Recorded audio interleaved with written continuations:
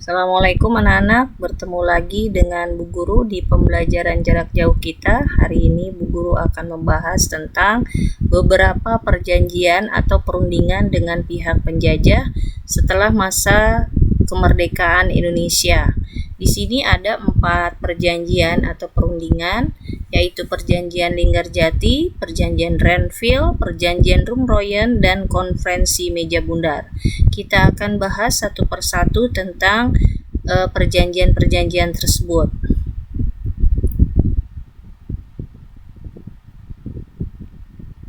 Kita mulai dari Perjanjian Linggarjati. Perjanjian ini terjadi dari tanggal 15 November 1946 sampai dengan 25 Maret 1947. Perjanjian ini adalah perundingan antara Indonesia dengan Belanda di daerah Linggarjati, Jawa Barat. Perjanjian ini ditandatangani secara sah pada tanggal 25 Maret 1947. Nah, di sini akan kita amati apa aja hasil dari perundingan atau perjanjian Linggarjati ini.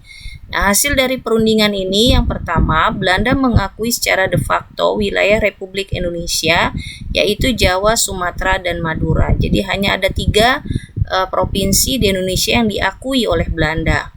Lalu yang kedua, Belanda harus meninggalkan wilayah Republik Indonesia paling lambat tanggal 1 Januari 1949.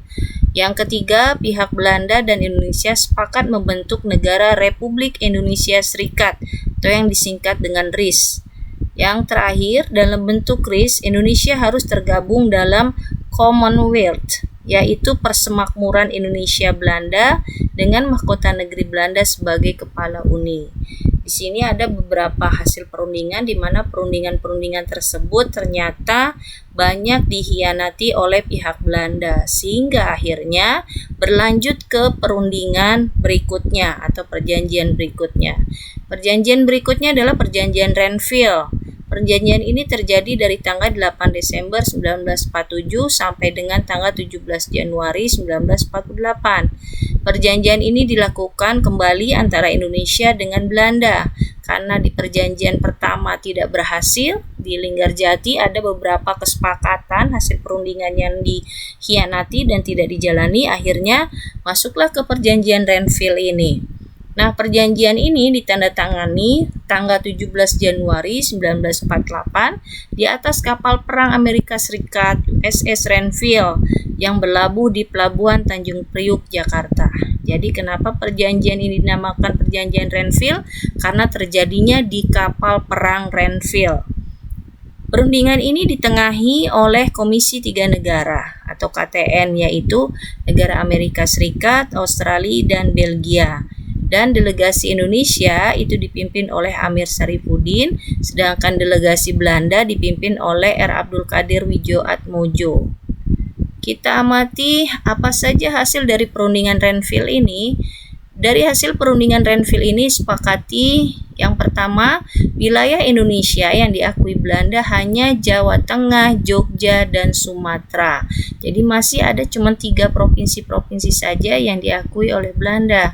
Lalu wilayah kekuasaan Indonesia dengan Belanda dipisahkan oleh garis demarkasi yang disebut garis Van Mook.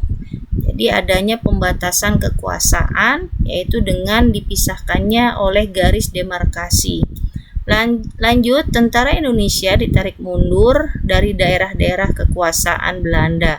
Jadi tentara-tentara kita yang bersiap siaga di perbatasan-perbatasan disuruh ditarik mundur, yaitu di wilayah Jawa Barat dan Jawa Timur.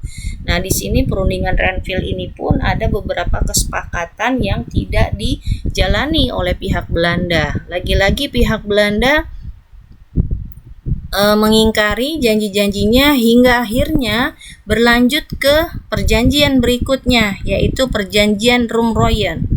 Perjanjian ini dimulai dari tanggal 14 April 1949 sampai dengan tanggal 7 Mei 1949 di Hotel Des Indes, Jakarta.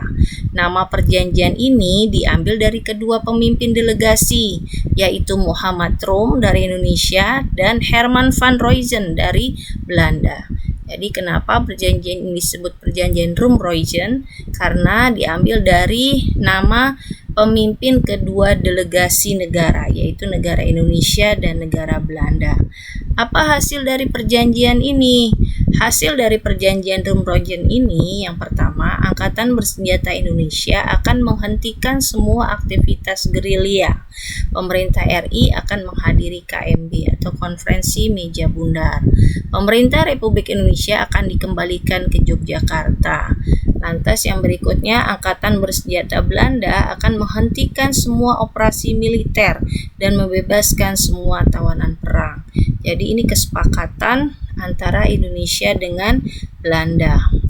Nah, dari hasil perjanjian ini pun masih ada beberapa yang tidak dijalani hingga akhirnya terakhir ada yang dinamakan dengan Konferensi Meja Bundar, ya, atau dikenal dengan istilah KMB.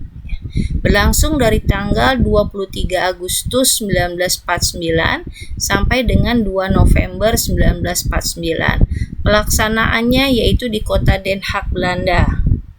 KMB bertujuan menyelesaikan sengketa Indonesia dan Belanda seadil dan secepat mungkin.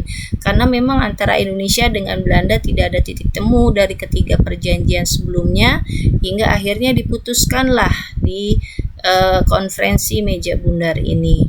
Pada KMB, pihak Indonesia diwakili oleh Muhammad Hatta, sedangkan Belanda diwakili oleh Van Marsevelt.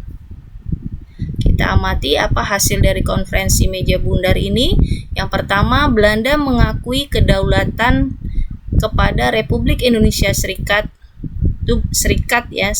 atau RIS pada bulan Desember 1949. Lantas, mengenai Irian Barat, penyelesaiannya ditunda 1 tahun setelah pengakuan kedaulatan. Antara RIS, Republik Indonesia Serikat, dan Kerajaan Belanda akan diadakan hubungan Uni Indonesia-Belanda yang akan diketuai oleh Ratu Belanda. Republik Indonesia Serikat mengembalikan hak milik Belanda dan memberikan hak konsesi dan izin baru untuk perusahaan-perusahaan Belanda. Lantas yang berikutnya, pengambil alihan utang Hindia Belanda oleh Republik Indonesia Serikat. Di sini ada beberapa memang yang diuntungkan, namun ada pula yang dirugikan dari hasil Konferensi Meja Bundar ini. Nah, demikian anak-anak 4 perjanjian atau perundingan yang terjadi di masa setelah kemerdekaan. Jadi setelah kemerdekaan bukan berarti bangsa Indonesia sudah bebas segalanya. Belum, ternyata masih ada beberapa sengketa dengan pihak Belanda, dan ini disepakati di jalur diplomasi atau politik, yaitu dengan adanya 4 jenis perjanjian dan Konferensi Meja Bundar ini.